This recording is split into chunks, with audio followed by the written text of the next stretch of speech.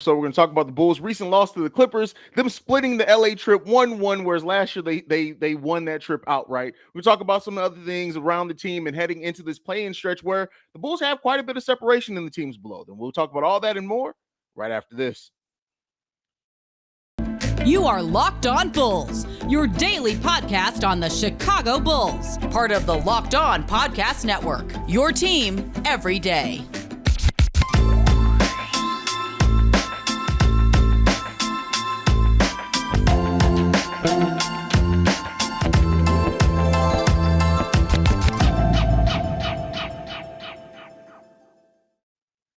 Thank you for tuning in to Locked On Bulls, member of the Locked On Podcast Network, where it's your team every day.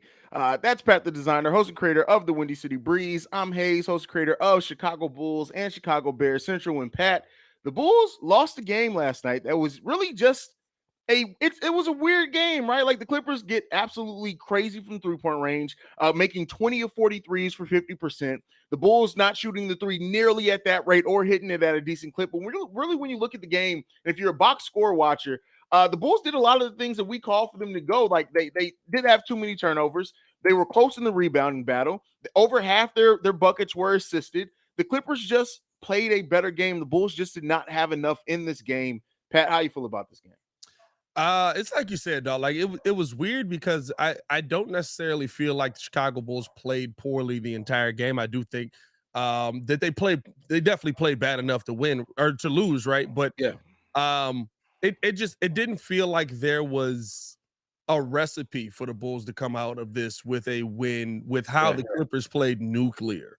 Even if Zach LaVine goes for 40, right, we still probably lose. Even if DeMar DeRozan is dominating and none of those guys played terribly, right? I think the one part you can point to that was an issue is probably the defensive end mostly. I mean, while they were knocking down threes at a nuclear rate, at least early on in the game, right, the Bulls did a better job of forcing tough shots, right? Like I sat there during the live call a lot and I was like, that's a tough shot. That's a tough shot. He wasn't able to, that's a tough shot. We didn't have that kind of in that end of second going into the third. Like if you're going to get a Clippers shooting practice, Aaron Gordon is going to take advantage of it. By the way, we do have to acknowledge this. I know this is a Bulls podcast, but once Zach Matthew Levine, I don't know what his middle name is, died last night, as Eric Gordon crossed his soul out of his body. Bro, like, and I will say this, right? Playing better on-ball defense puts you in situations to get crossed up a little bit more often. Zach LaVine, for all intents and purposes, has been way more active defensively, but Eric Gordon saw him and was like, hey, bro, tell me how the floor tastes. And kept it moving, bro. Like, hey, it just was what it was at that point. And it was such a hot night shooting, too. I was like, bro, not the snatch back. He gonna knock it down, too. Cash. I was like, it's ugly out here. You know what I mean? So, but I don't know. I don't come out of this Clippers game. Now, here's the thing. You got clapped. I'll ask you this. Can we give them the normal back-to-back leeway, right? Like usually you do see losses like this in back-to-back games. Bulls played really hard, but you went from a 2:30 game to a 9:30 game. I feel like this is just the game where you got your butt kicked. I don't know if I can give you it was the second of a back-to-back when, I mean, you had more than 24 hours in between that game. I mean, yeah, I don't want to throw the Bulls too much bell in this. The Bulls they just got outworked in this game. that's what it was. I know people like, at least in my post-game show yesterday, people were like, well, if Billy Donovan would have did this, if he would have played this player more, and I'm just like, I'm looking at it and saying, I just don't think that this is a realistic in which we can just say, hey, the Bulls could have done this and this could have been a win if the Bulls would have made this minor changes, because the way that the Clippers were shooting, that's just not something you could just say, hey, listen, if you just made this different lineup change all of a sudden. Now, I will say this. One thing that they did do that did bother me is that keep double teaming players when they're clearly prepared for the double team and they're making the right pass. You kind of, at that point, they probably should have tried to guard people more straight up, but even then, there were a lot of shots the Clippers hit last night with fully defended well, with a hand in their face, and they still went down. And, the Bulls, a quarter and a half of the game, didn't play good defense at all. Yeah. But, it's hard to stay, I guess, motivated, especially in the second half of a back-to-back when you were playing great defense, and the Mugs were just hitting it. They were just hitting it. Let me ask you this, because I feel like me and you have been tried to be objective on this as Bulls fans, not just Chicago till we die. Is Io he's done? He gave up. It's over. Like Dalen Terry scored more than Io did yesterday. I'm at this point. Somebody said this in my post game show, and I had to spend some time thinking about this. Somebody said at this point, what is Io DeSumo giving you that you can't expect to get from Dalen Terry? And I wanted to have a rebuttal for it, and I'm like, this has been a rough sophomore season for Io, and I really do pray, and I think it's going to be a sophomore slump, and hopefully he comes out of this much better going into next season. But it's hard to overlook just how much Io has regressed in certain areas. Like, yeah, bro, I think at this point. I know that Billy Donovan won't, but at this point, I would start considering like, hey, Dalen can play more positions. He's a better ball handler in most situations, and I would trust Dalen Terry to finish around the rim better than what Io has. It's been a tough season for Io DeSumo. It's been a tough season. I'm not ready to give up on it. I know a lot of people. No, not in long term. From Io, listen, you don't give up on prospects after a down year if you feel like they've had an up year, right? Like this is not. That's not a recipe for success either. For all the Bulls fans that are ready to move on from Io immediately, stop complaining about Larry Markkinen being on the Utah Jazz. Then, you know what I mean? Like that's exactly what will happen. We chip off Io, and in a year he'd be a starting level point guard, averaging 12 and 10, and we'd be like, yeah, you don't get to have it both ways. Right? I can't believe we gave up on this guy. Get rid of Io. It's been 2 years, bro. But what I will say is this. What we felt from Io last year, we're feeling from Dalen Terry this year in much more limited spurts. And so I do agree with you that I think he needs to get run. And that's just an impact, right? Every time on the court, there's certain players that every time they step on the court, they make an impact. Io DeSumo was that last year, has definitely fallen off this season. Definitely was not a factor in that Clipper game. Dalen Terry came in, finished with what? 3 points, 1 assist, a steal. You know what I mean? Like, let me see here. Dalen Terry, 4 minutes, 2 points, 2 rebounds, 1 assist, and 1 foul. Had a plus minus, a +9. And the 1 rebound, offensive.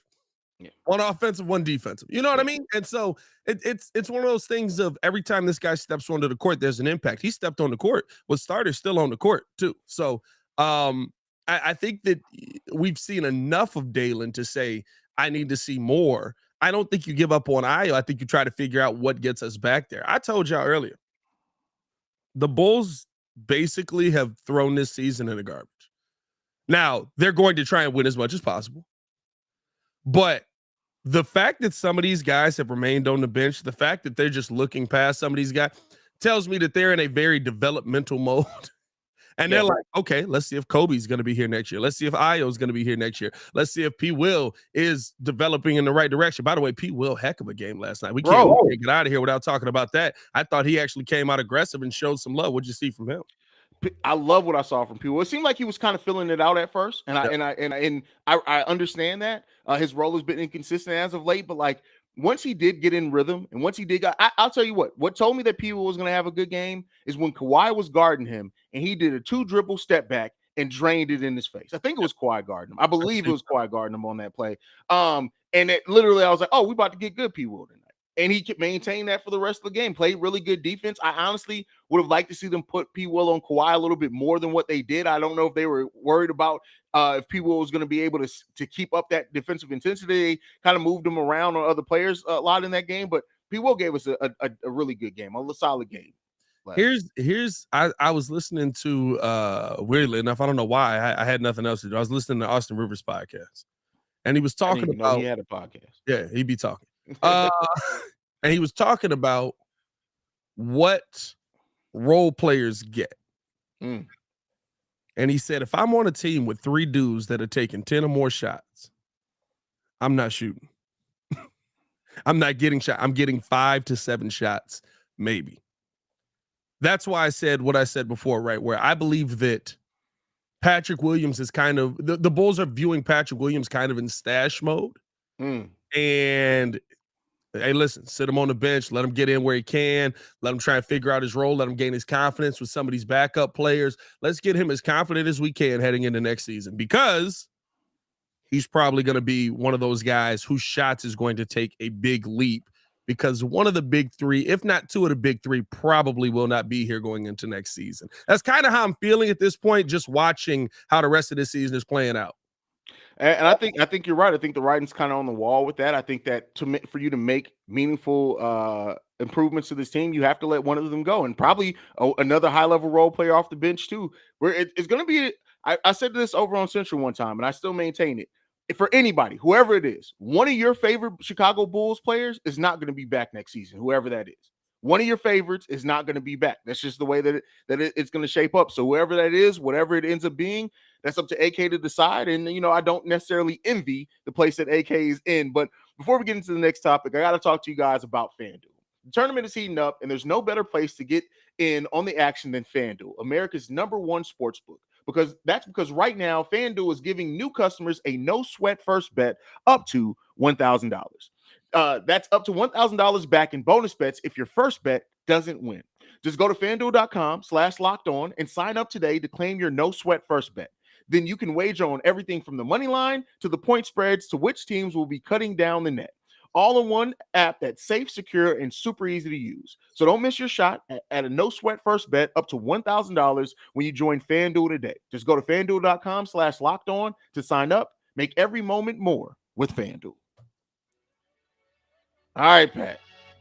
So the big three in this game, when you look at it, scored pretty well, all over 20 points.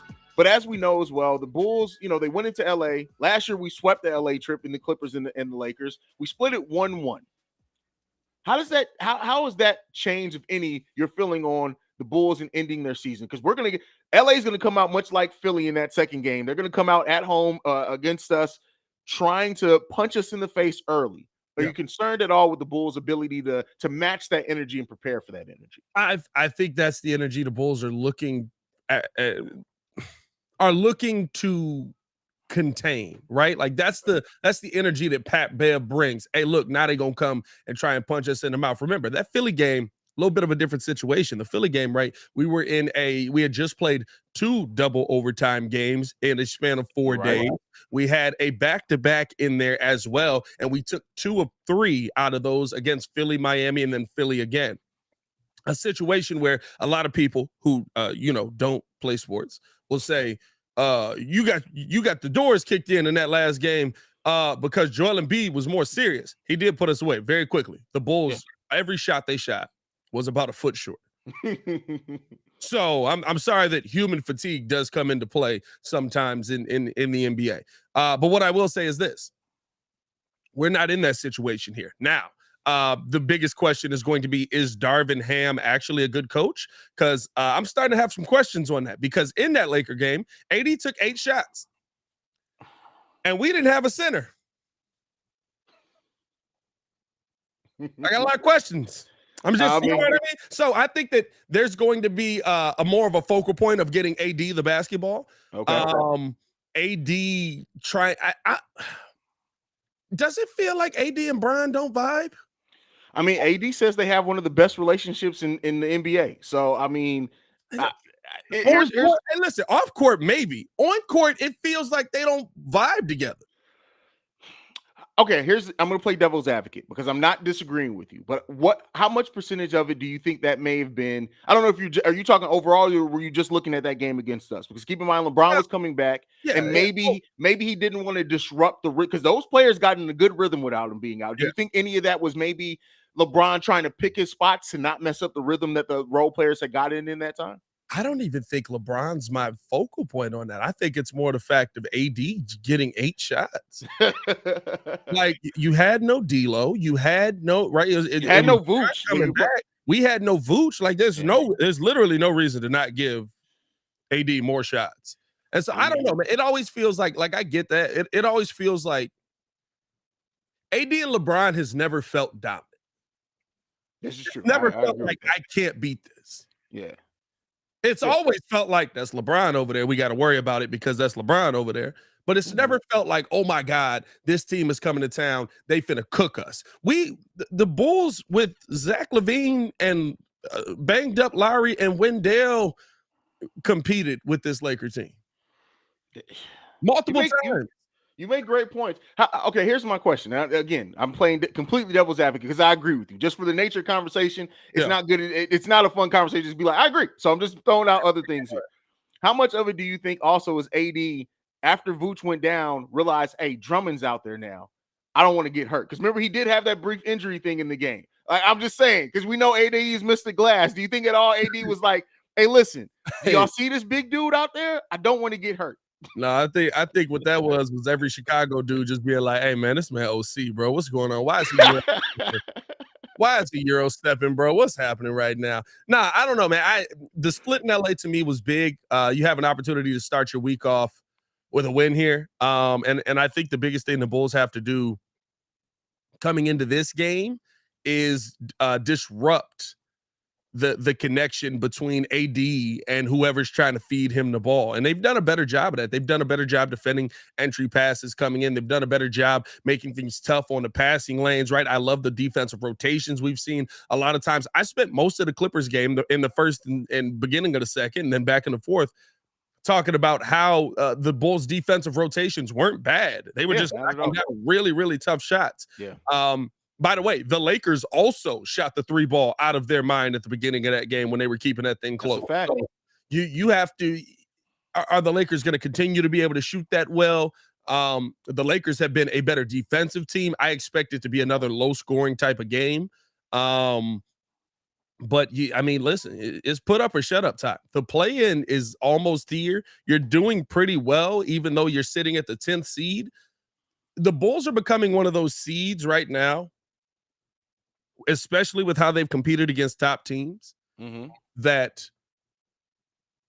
top teams might not want to see, like the Bulls back in the day, right? Like if you were getting an 8th seed Bulls team, you were literally like, oh my God, I don't want to fight in the first round. These mugs think they can win. Yeah. So, and to piggyback off that question, so right now the Bulls hold a 3-game advantage over the Washington Wizards, a 3.5-game advantage over the Pacers, the teams below them, and they are only 1 game back from the 8th seed.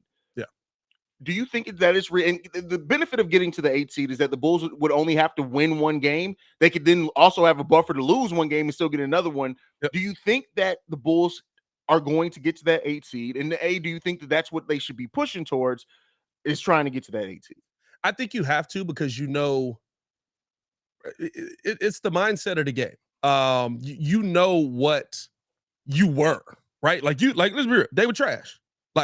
Zach LaVine, DeMar DeRozan, Vooch, most of the season, trash. The epitome of mid. Our offensive to defensive rating split was 0.1. Our net rating, 0.1. That means that we scored 0.1 less than we defended. So you literally were the definition of mid. And I think that the biggest thing mentally that moves the Bulls right into the right direction and builds your spirit going into next season is, hey, we were 12th coming out of the All-Star break. We fought our way all the way to 8th, and we had, hopefully, right, a heck of a first-round series versus whoever we had a first-round series against. This NBA is so weird that I can't sit here and tell you that any seed is safe. Like honestly, if I look at the West, not even looking at the Bulls, I look at the West. If Denver loses in the first round to who's the 8th seed in the East right now, or in the West right now, the Pelicans. If Denver loses to the Pelicans, we got some questions. Yeah, we got some questions. That's different. Unless Zion is healthy and just looks like who we think Zion can be. That would be such a gut shot. They get Zion back for that. They would win. They would win, bro. And here's what I'll say: if the Pelicans, Denver has the potential to be, what was that? The We Believe Warriors, was the Warriors and the Mavericks. Yeah. I would that has the potential to be that type of series. And Brandon Ingram and Zion start going off. Hey, listen. But even that, right? Like if Zion comes back, without Zion, it actually would be a shock. But if Zion comes back, right? Like we're sitting here and we're like, wow. Y'all just lost to the 8th seed, right? If like that's how the seeding in the NBA. We've seen the Bulls beat Boston 3 times this year. 3 times? I believe 3 times this year. Did we beat them all 3 times? Did we only play them 3 times? Yeah, I think we only played them 3 times. Did we beat them twice. Boston? We beat them twice. We won the series. If we've only played them 3 times, we won the series. So we beat Boston twice, right? We beat Milwaukee I mean, like, I'm not surprised by any of this. And so I think that the thing is with this Bulls team mentally, we get to play teams that we've competed well against. We get to play teams that have never come in here and blown the doors off of us. We split the season with Boston 2-2. We did play them 4 times. There you go. Yeah, we split the season with Boston. Yeah. But I thought and that's the thing is that I know that the Bulls. I'm not saying the Bulls should try to jockey for position to pick their first round matchup because either the Bucks or the Boston or the Celtics situation. Yeah. But I do think that for the advantage of the play-in, only having to win one game, I think they absolutely should. But at the end of the day, like the Bulls control their own destiny, and with 7 games left, if the Bulls can get 4 out of the 7, we're talking about a team that finishes with 40 wins. And I don't think any of us would have thought that was possible with how this season started off. No, I wouldn't have even expected it. And so it changes your perception moving forward. We've talked about this a couple of times on what really is this team? What tweaks do we really need to make? I don't think you can just run back continuity, but I also will say you can if you put the right pieces in place with continuity. Right, like it's going to be a level of continuity, right? There's going to be a level of that, and every team should have a level of continuity. You shouldn't be completely revamping your roster every year, besides the 2 players. So there's always going to be a portion of that. But I think you have to at least, even if you look at this starting lineup and say we're going to re-sign Pat Bev, we're going to have Pat Bev for the whole season, we're going to try to run that starting 5 back.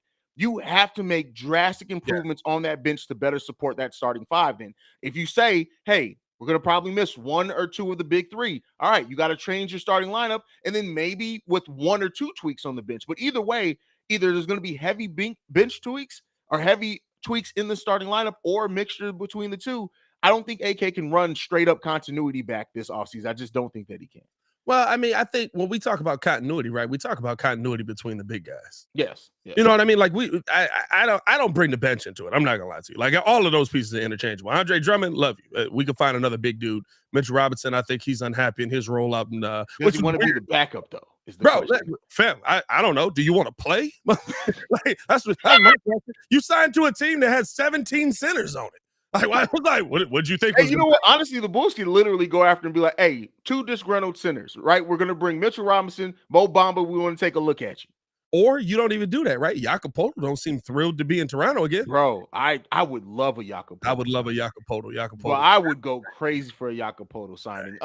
Here's the before we move, moving into the next topic, I do want to talk to you about this Casey Johnson article before we go. Now, so Casey Johnson came out with this article talking about how the Portland Trailblazers, and I actually talked about this on the episode, one of the episodes you missed, on the chances of the Portland Trailblazers removing the protections on that Portland pick. Now, the article was more in depth. He talked about how the Portland Trailblazers are old New York's pick if they make the playoffs. They firmly look like they're going to be making the playoffs. And the Portland, they could trade that first round pick to the Bulls to get the protections off there. But another thing that the Trailblazers could do is remove the protections I doubt they do it this season because they have a lottery pick, but they could say, hey, 2024, we're removing all protections. That's your pick. We're done.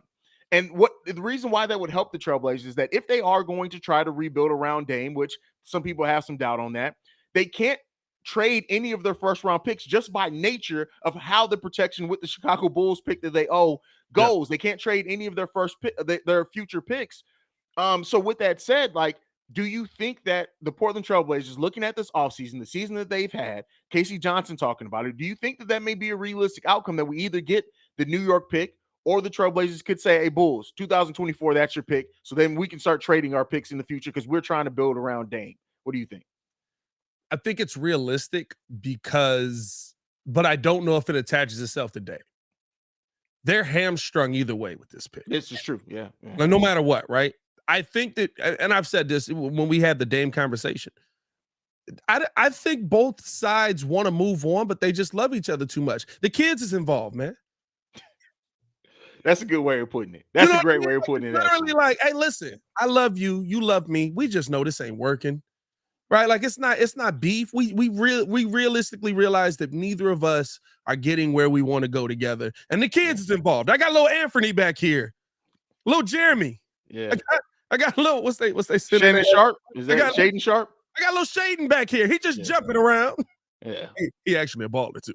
Bro, Bro, hey, listen, if they do decide to move on from Dame, they got to. I send you your pick back. Send me that. Yeah, like shit, bro. Like, hey, you can have your pick back, and we'll send you a future 2029. Just give us shade, bro. That I know sometimes I get caught up in the now with some of these rookies, but I tell you what, Blake Wesley and Shaden Sharp, I look at as, hey, those guys are about to be ballers at the NBA level.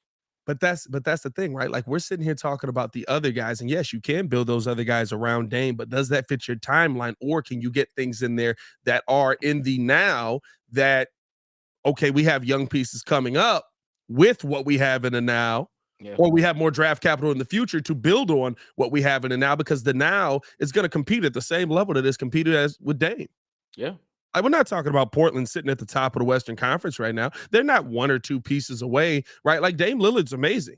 He's one of the most underrated point guards in the NBA, always has been. I think he misses out on a lot of accolades and things like that. But at the end of the day, we know what kind of talent Dame Lillard is. I don't say that he's a superstar, because I have a different definition of superstar.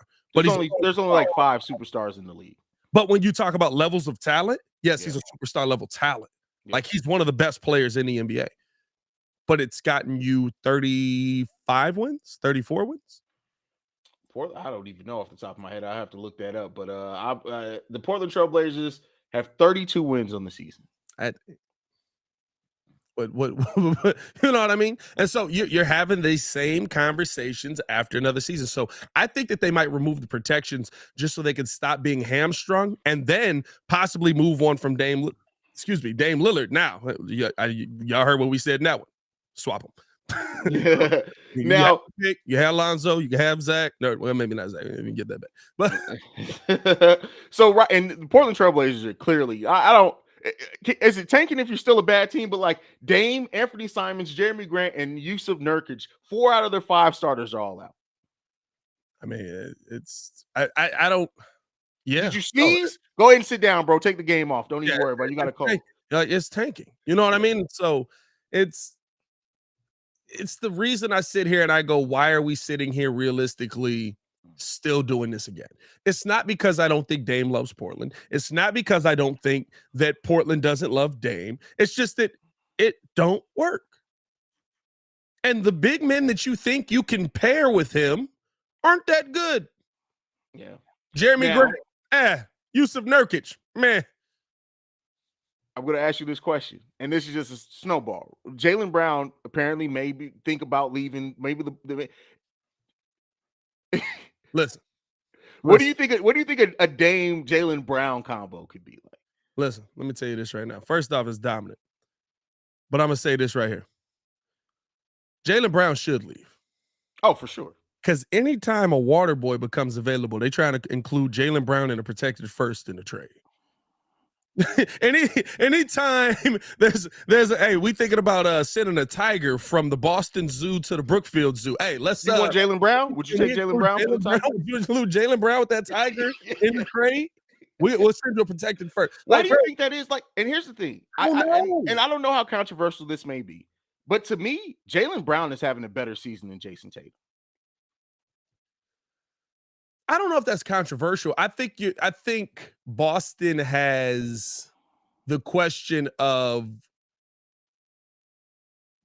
is it do we build around Jason Tatum or Jaylen Brown? I think they've already said Jason Tatum based on how they built everything around him. And I think I've continued to say this. Boston is really, really nice. Boston's really dominant. Boston needed Alonzo Ball. Boston needed a Chris Paul. Boston needed somebody who's literally going to say, this is not your turn, my turn. This is, hey, we're going to move the ball at a high efficiency rating. We're going to get this. And Marcus Smart has done a lot of that. Yeah, he's been there. But it's not as consistent as one of those top guys, right? And so not to say they're not able to win without that, but I think your question is, right, like, are you able to win in the finals? And it took Marcus Smart becoming that for you to get to an NBA Finals. So you clearly see that. I don't know what that team is. Like, they're great, and yet they want to blow it up every season. I watch them, and I'm like, this is a great basketball team. Go find a center that's under 45. Like, you know what Vooch would do for that team? Fam. Bro, like, I'm just gonna say I'm gonna leave that there, bro. And you know, I would if Chicago had this exact same Boston team, our fan base would love. I don't get Boston fans. I just don't. Like it seems like Boston fans just literally they're like, hey, you didn't win the title. Look, get rid of everybody. But hey, that's the modern NBA. this is true. The modern NBA does not believe in things taking time. The modern NBA does not believe in fighting over the hump. The modern NBA does not believe in build on what we already have here. The modern NBA is it didn't work, blow it up. Yep. Microwave mindset. That's the era that we live in. Microwave mindset. Bars. Like everybody wants it now. The development, no. If you can't put water in it and heat it up for 3 minutes, they don't want it, bro. Bars out here, bro. And them teams don't win. must sit there and be like, you got to reset it. And I'd be like, it took Golden State like 10 years before they got that thing right. Like, I mean, if you just look at the Clippers, right? While a great team, and I think if they stay healthy, have a championship level talent. Like, look at those Clippers. Look at the Nets. Hell, look at the Dallas Mavericks right now. Yep. You added a one of the best players in the NBA in Kyrie, and you can't play defense good enough to win a playoff series. They are out of the playing right now. Listen, crazy. Jason Kidd is a joke of a coach. I'm sorry. I mean, bro, me and you absolutely would be a better coaching staff. I love Jason Kidd. I love what he was as a player. His coaching career may taint a lot of people's history on him. Just keep watching the highlight reels. I got to do that. Every time I watch a Dallas game, I got to go watch 10 minutes of Jason Kidd as a player. So I keep loving him because Jason I'm just like, what are you running? Jason Kidd is the coaching version of Michael Jordan being the owner of the show. By the way, I saw a bunch of people like, sell the team to Mike. No. What? Please don't sell the team to Mike. Please don't. Like, no. I love you, Mike. We don't want it. We don't want it. Could you imagine a coach owned by Michael Jordan and coached by Jason Kidd? They'd win negative games. They would find a way to win negative games. They lose all the preseason games and the regular season. They lose all the preseason games and the regular season. Man, it's not the same if we don't roast somebody before we go. But Pat, if you got nothing left, that's tough. Hey, man, follow us on everything at Locked On Bulls. You can follow me on everything at Pat the Designer. Appreciate you guys for showing love again. Absolutely. Thank you for showing out. You guys can follow me if you choose to do so at CEO Haize, at CEO Haize. And thank you, as always, for making Locked On Bulls your first listen every day. Now, for your second listen, go and check out Game to Game NBA. Every moment, every top performance, every result. Locked On Game to Game covers every game from across the NBA with local analysis that only Locked On can provide. Follow Game to Game on Locked On NBA, available on the Odyssey app, YouTube, or wherever you get your podcasts. For Pat the Designer, I'm Haize. This has been Locked On Bulls. We out, y'all. Peace. Peace.